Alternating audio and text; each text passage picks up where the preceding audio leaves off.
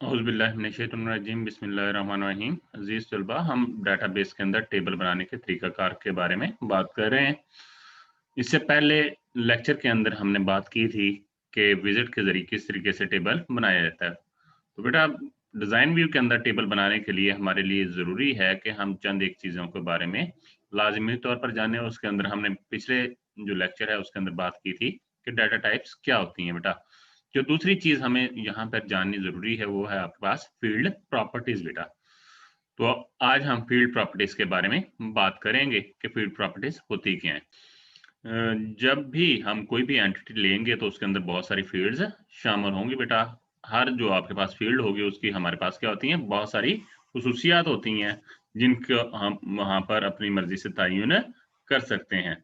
तो ये जो आपके पास फ़ील्ड प्रॉपर्टीज़ होती हैं, तो फ़ील्ड में जो भी हमने डाटा की ज़ाहिरी आपके पास शक्ल-सूरत है और उसके साइज़ वगैरह को तयन करने के लिए या फिर उसको स्टोर करने के बारे में बताने के लिए इस्तेमाल होती हैं, या फिर डाटा को ऊपर बहुत सारे कवानीन लागू करने के लिए, ताकि गलत डाटा दाखिल ना हो सके और सही डाटा दाखिल हो। तो इसके ज़रिए हम बहुत सारी चीज़ें कर सकते हैं बेटा फ़ील्ड प्रॉपर्टीज़ के ज़रिए। तो हम देखते हैं कि कौन-कौन सी फ़ील्ड प्रॉपर्टीज़ हैं और वो किस काम के लिए इस्तेमाल होती हैं।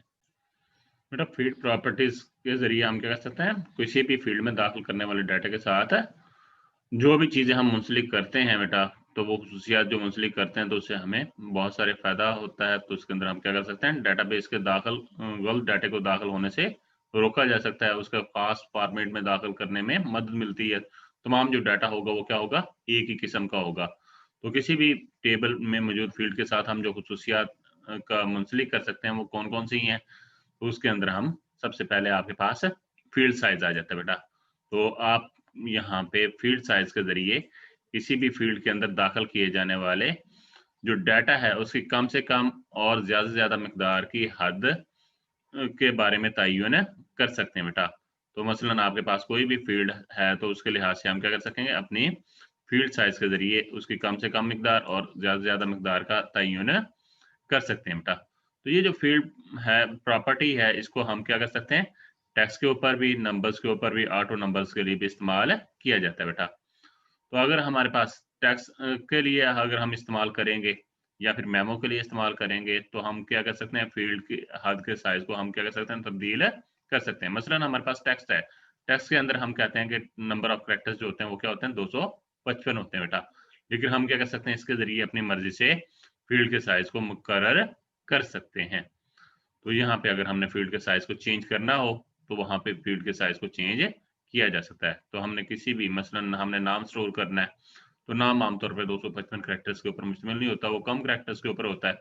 तो इसी वजह से हम उसकी हद को 255 से तब्दील करके 0 से लेके 255 के दरमियान कोई भी मिकदार सेट कर सकते हैं बेटा। तो यहाँ पे उसको अगर हम नंबर्स की बात करें, तो नंबर जो डाटा टाइप है उसके लिए हम क्या कर सकते हैं, जो हमारे पास बगैर इशारिये वाले अदाद हैं उसके लिए हम इसको बाइट, इंटीजर और लॉन्ग इंटीजर्स इस्तेमाल कर सकते हैं, और जो हमारे पास इशारिये वाले हैं उनके लिए हम सिंगल, डबल, रेप्लिकेशन आईडी और डेसिमल का इस्तेमाल कर सकते हैं बेटा। तो हम देखते हैं चंद एक यहाँ पे अगली जो फील्ड प्रॉपर्टीज है, तो दूसरी जो फील्ड प्रॉपर्टीज है इसको प्रैक्टिकल अभी हम थोड़ी देर बाद देख लेते हैं बेटा। तो उसके बाद है जी हमारे पास फॉर्मेट बेटा।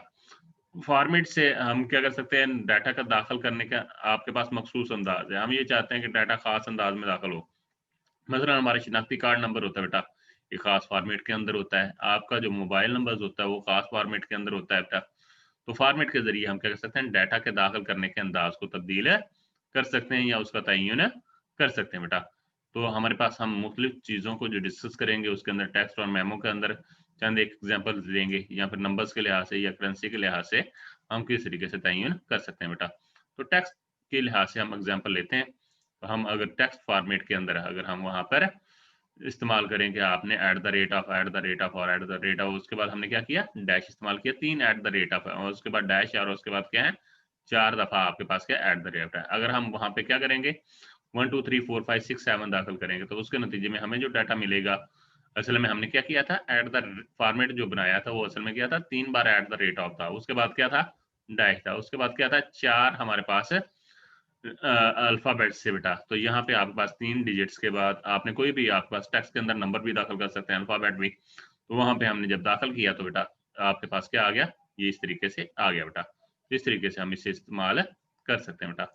इसी तरीके से हम, अगर आपने शिनाख्ती कार्ड का नंबर आपने वहां पे दाखिल करना है, तो शिनाख्ती कार्ड के नंबर का हम जानते हैं कि शिनाख्ती कार्ड का जो नंबर होता है बेटा, उसके अंदर आपके पास क्या होता है, आपके पास है शुरू में आपके पास क्या है कि कोई भी आपके पास क्या है कि फॉर्मेट जो होता है आपके पास है इस तरीके से होता है। तो आपके पास क्या है कि 5 डिजिट्स हैं, तो यहाँ पे आपके पास क्या है, हमने 5 इस्तेमाल कर लिया बेटा।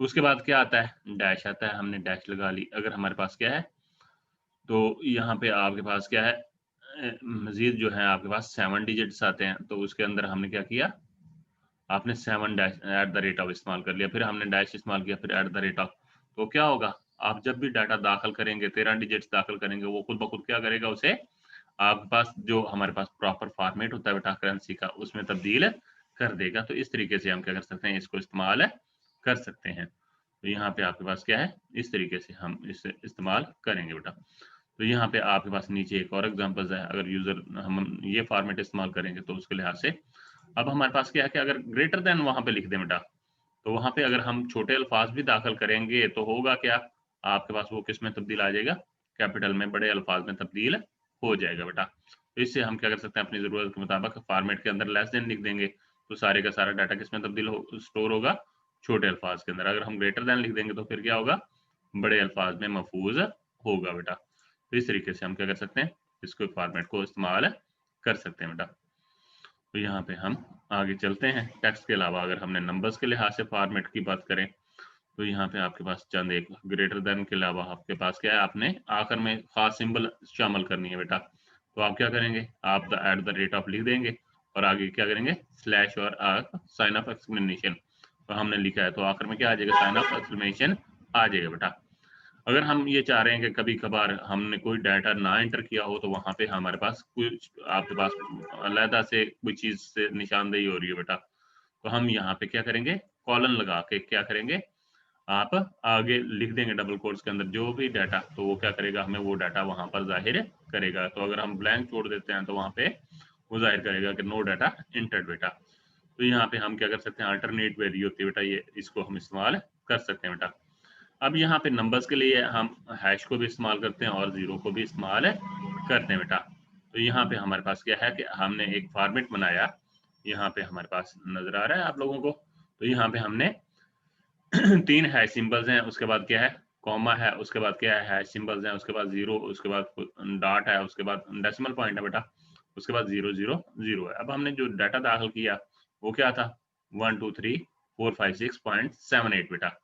अब हमारे पास हमने जो फॉर्मेट बनाया था, हमने कहा था 3 डिजिट्स होंगे, उसके बाद दरमियान में क्या आ जाएगा, कॉमा आ जाएगा बेटा। तो जिस तरीके से हम करेंसी वगैरह के अंदर लिखते हैं, तो वो उसे क्या करेगा, आपके पास ग्रुपिंग के अंदर उसने कॉमा शामिल कर दिया। अब यहाँ पे हमारे पास अगर आखिर में हमने यहाँ पे 0.78 है, तो यहाँ पे उसने क्या कर दिया, इशारे के बाद कितने आदाद दिखाता है, 2 दिखाता है बेटा। यहाँ पे हमने एक और एग्जांपल ले ली, हमने क्या किया शुरू में, डॉलर साइंस या रुपीज वगैरह शामिल कर लें बेटा। तो यहाँ पे हमने रुपीज लिखा, या फिर डॉलर साइन करेंसी के लिए जो अलामत इस्तेमाल करना चाह रहे हैं, हमने हैश हैश कॉमा, आपने हैश हैश और जीरो, और उसके बाद क्या है हमारे पास है, इस तरीके से आपके पास डेसिमल पॉइंट है, और उसके बाद आपने क्या किया, डेसिमल के बाद 2 जीरो लगा दिए बेटा। तो ये असल में होगा क्या कि अगर हम यहाँ पे जीरो लगाते हैं बेटा, तो जीरो का मतलब ये होता है कि बेटा आपने लाजमी तौर पर 2 जीरो दिखाने हैं। अगर कोई भी डाटा हम इंटर नहीं करते, यहाँ पे मैं 5 दाखिल कर देता तो उसे क्या कर देता, 5.00। अगर मैं 5.78 दाखिल करता यहाँ पे, असल में क्या करता है, यहाँ पे 5.7 कर देता। तो वहां पे असल में थोड़ा सा मैं कीबोर्ड चेंज कर लूँ, तो यहाँ पे आपके पास क्या है, जो अंदाज है वो आपके पास क्या है, वो दूसरा है। तो यहाँ पे हम तब्दील कर लेते हैं। तो हमने क्या किया, 5.7 दाखिल किया बेटा। तो जब आपने यहाँ पे 5.7 दाखिल किया, तो यहाँ पे क्या आएगा, यहाँ पे आपके पास क्या आएगा, 5.70। तो ये जो हमने फॉर्मेट बताया था बेटा, तो उसके अंदर हमारे पास यहाँ पे क्या जाहिर होगा, 5.0 आपके पास। तो अगर हम जीरो लगा देंगे बेटा, तो क्या होगा, एक्स्ट्रा जीरोस को जाहिर करेगा। लेकिन हाँ, अगर हम जीरो नहीं लगाते, उसकी जगह हैश सिंबल इस्तेमाल करते हैं, तो हैश सिंबल के जरिए आपको वहां पे लाजमी तौर पर एक डिजिट जाहिर नहीं करता बेटा। तो इस तरीके से हम क्या कर सकते हैं, नंबर्स के लिहाज से भी मुख्तलिफ फॉर्मेट इस्तेमाल कर सकते हैं। अब हम आगे बात करते हैं बेटा करेंसी फॉर्मेट की। तो यहाँ पे करेंसी के लिहाज से हम क्या कर सकते हैं, मुख्तलिफ मकदारों को हम चाहते हैं कि अलहदा से नजर आए, मनफी मकदारें अलहदा से नजर आए, तो उसके लिए हम क्या कर सकते हैं, अपनी मर्जी से सेटिंग कर सकते हैं बेटा। तो उसके लिए जो सेटिंग होगी वो हम इस तरीके से इस्तेमाल कर सकते हैं बेटा। हमने कहा कि डॉलर साइन हो, लेकिन असल में क्या हो, आपकी जो वैल्यूज हैं वो 0 0 है, तो इस तरीके से जाहिर हो। अगर आपके पास नेगेटिव है, ब्रैकेट्स के अंदर लिखी हो बेटा, तो उसको किस में जाहिर करें, रेड कलर के अंदर। अगर वैसे हैं आपके पास तो उसको बगैर कलर के जाहिर करें। बाय डिफॉल्ट जो कलर होता है वो आपके पास ब्लैक होता है बेटा। तो इस तरीके से हम क्या कर सकते हैं, उसके अंदर कोई भी करेंसी वगैरह दाखिल करें तो उसके अंदर हम थोड़ा सा फॉर्मेट बता सकते हैं। तो जो आपके पास मनफी मकदारें होंगी वो क्या होंगी, रेड कलर के अंदर ब्रैकेट्स के अंदर जाहिर होंगी बेटा। मनफी मकदारें आमतौर पर करेंसीज वगैरह ब्रैकेट के अंदर लिखते हैं ना। तो यहाँ पे आपके पास अगली बात क्या है, इनपुट मास है बेटा।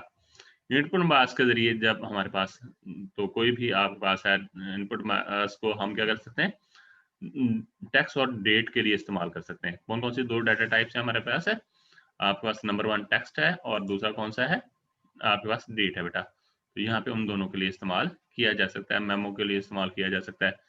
तो यहाँ पे इनपुट मास की आपके पास क्या है कि अगर हम करेंसी और नंबर के साथ इस्तेमाल करना चाहें तो इसको बहुत महदूद मिकदार पैमाने पर इस्तेमाल किया जा सकता है।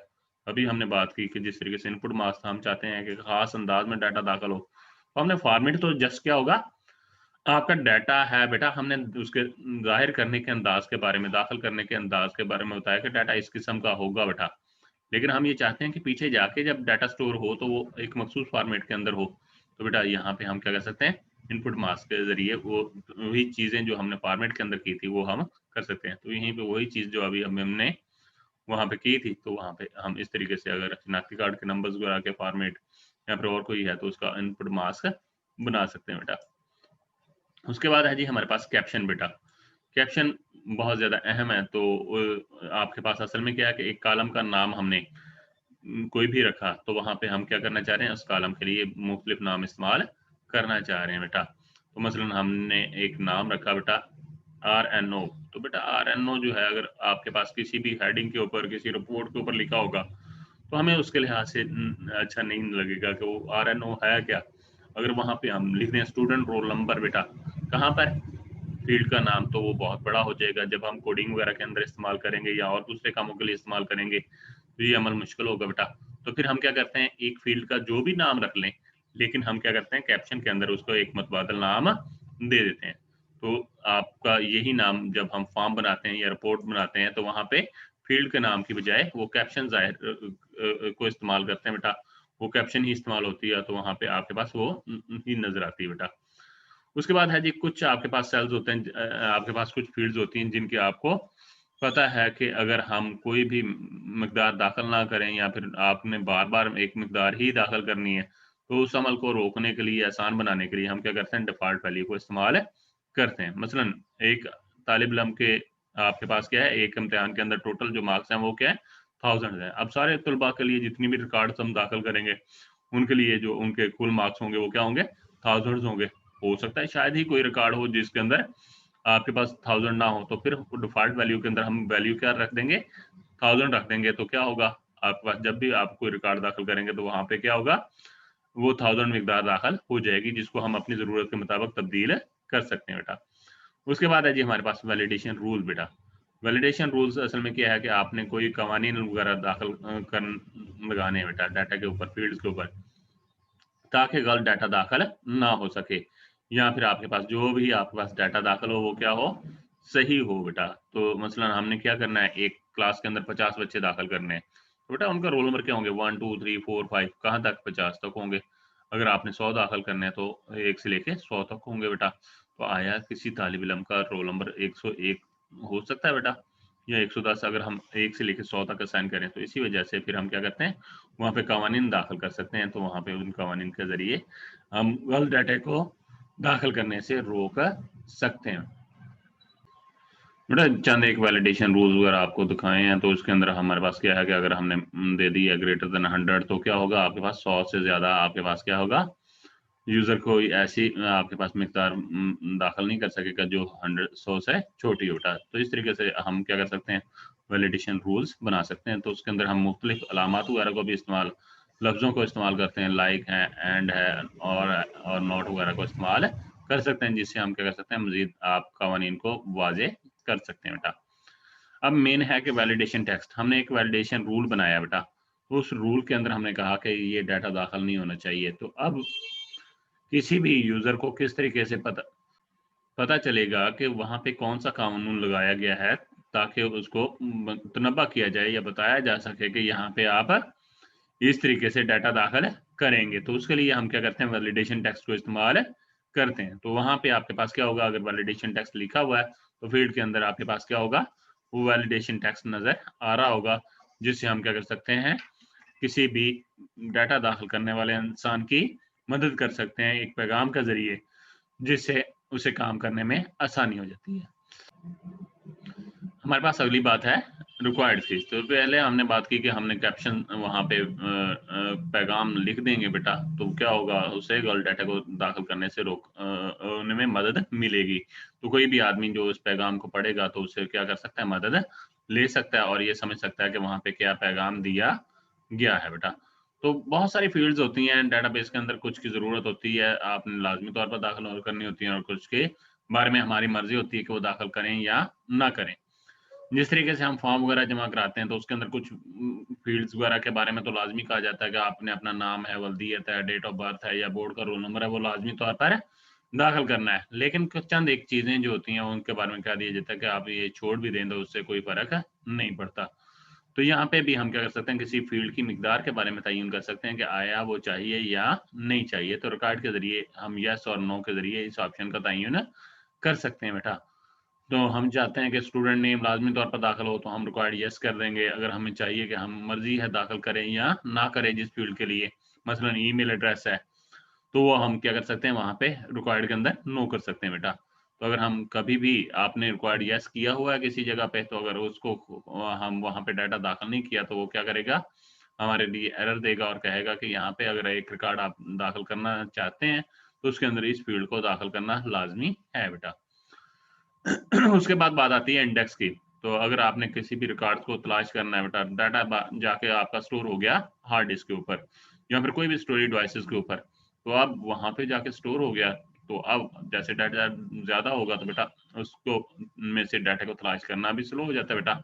लेकिन उस अमल को तेज़ करने के लिए हम क्या करते हैं, इंडेक्स को इस्तेमाल करते हैं। तो इंडेक्स क्या करता है, आपके डाटा को तरतीब देने में मदद देता है बेटा। तो अगर हम किसी भी फील्ड के बारे में कह देंगे कि इंडेक्स इसके लिहाज से इंडेक्स कर दें बेटा, तो उसके लिहाज से वो क्या करेगा, डाटा को तरतीब से रखेगा और उस फील्ड के लिहाज से हमें डाटा तलाश करना क्या हो जाएगा, आसान और तेज हो जाएगा बेटा। तो यहाँ पे इंडेक्स की जो प्रॉपर्टी होती है बेटा, वो वाली ऑब्जेक्ट के ऊपर इस्तेमाल नहीं की जाती बेटा। प्राइमरी की जो होती है वो बाय डिफ़ॉल्ट जो होती है वो इंडेक्स्ड होती है, उसके लिहाज से डाटा तरतीब में रखा जाता है। इसलिए हम क्या करते हैं, आपके पास है, जब भी आपने डाटा को तलाश करना होता है, तो ज़्यादातर हम क्या करते हैं, प्राइमरी की को इस्तेमाल करते हैं। तो इसलिए कि उसके अंदर डाटा तरतीब से स्टोर किया गया होता है और उसको तलाश करना क्या होता है, ज़्यादा आसान होता है बेटा। तो इंडेक्स प्रॉपर्टीज़ के अंदर हम क्या कर सकते हैं, 3 मिकदारें सेट कर सकते हैं बेटा। तो उसके अंदर इंडेक्स है, नो है, तो इसका मतलब है कि हम इंडेक्सिंग नहीं करना चाहते। तो उसके अंदर हम क्या कर सकेंगे, आपके पास क्या है कि आपके पास अगर हमने इंडेक्सिंग लगाई है बेटा, तो डुप्लीकेट के लिहाज से हम 3 ऑप्शन सेट कर सकते हैं बेटा। तो हम कहते हैं नो, तो इसका मतलब है कि हम वहाँ पे एक मिकदार को 2 बार रिपीट नहीं कर सकते। यस डुप्लीकेट ओके, तो इसका मतलब है कि हम क्या कर सकते हैं, डुप्लीकेट एक ही मिकदार को उस फील्ड के अंदर बार-बार दाखिल कर सकते हैं। तो यहाँ पे यस नो डुप्लीकेट है, तो इसका मतलब है कि हम उसके अंदर डुप्लीकेट दाखिल नहीं कर सकते। उसके बाद है ये यूनिकोड कंप्रेशंस। तो यहाँ पे टेक्स्ट मेमो या हाइपरलिंक जो भी आपके पास है, उसके ऊपर हम क्या कर सकते हैं, यूनिकोड कंप्रेशन लगा सकते हैं। तो इसके मतलब आपका डाटा जो होता है वो कंप्रेस होके ज़्यादा जो डाटा होता है मुख्तसर हो जाता है और हम ज़्यादा डाटा को हम कम करके रख सकते हैं बेटा। उसके बाद है जी आपके पास, जिस तरीके से हमने कहा था कि आपके पास रिक्वायर्ड के लिहाज से था, ऐसा ही था कि आपके पास अलाउस आपके पास क्या है, ज़ीरो लेंथ। तो अगर आपके पास किसी भी आपके पास जिस तरीके से टेक्स्ट है, तो वहाँ पे आपके पास या मेमो वगैरह है, वहाँ पे आपने खाली छोड़ना है, तो वहाँ पे ज़ीरो कैरेक्टर्स शामिल कर सकते हैं कि नहीं कर सकते, तो उसके बारे में हम बात करते हैं बेटा। तो अगर हम कोई भी चीज़ नहीं लिखते, तो वहाँ पे असल में क्या होती है, मिकदार नल होती है बेटा। तो इसको रिक्वायर्ड को यस और नो के लिहाज से सेट कर सकते हैं। अगर आपके पास डेसिमल प्लेसेस नंबर्स वगैरह वाले डाटा के अंदर जब हम करेंसी वगैरह लेंगे तो उसके अंदर हम इसका इस्तेमाल कर सकते हैं। तो इसकी आपके पास क्या है कि आमतौर पे मिकदार क्या होता है 0 से लेके 15 तक आपके पास होती है। अगर किसी फील्ड के अंदर हमारे पास ऑड नंबर्स वगैरह लेंगे तो उसके लिहाज से फिर हमारे पास वहां पर भी सेटिंग की जा सकती है बेटा।